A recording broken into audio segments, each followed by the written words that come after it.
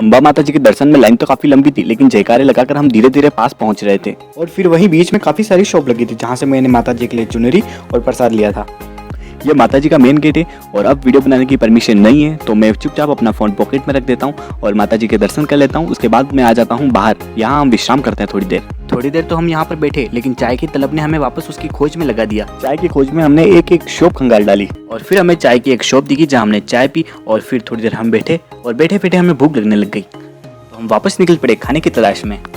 हम होटल संभाल रहे थे, लेकिन हमें पता चला कि यहीं पर प्रसाद के रूप में निःशुल्क खाना खिलाया जाता है, तो हम प्रसाद को तो मना नहीं कर सकते। बात तो सही है। तो आ गए हम यहाँ। वहाँ पर हमको नीचे ये टिकट दिया था और ऊपर ये खाना था, जिसमें पूरी, आलू की सब्जी और नुक्ती थी। खाना खाने के बाद हम निकल जाते हैं गब्बर माता जी के दर्शन के लिए, लेकिन वहीं बीच में एक 3D दर्शन की शॉप होती है, जिसे देखकर मम्मी पूछती है कि ये क्या है। तो मैं मम्मी को बताता हूँ कि एक 3D विजुअल है, जिसमें आप सब कुछ रियल ऑब्जर्व करोगे। तो मम्मी ने कहा कि अब तो ये मुझे देखना है। फिर मम्मी को हमने ये 3D दर्शन करवाया। उसके बाद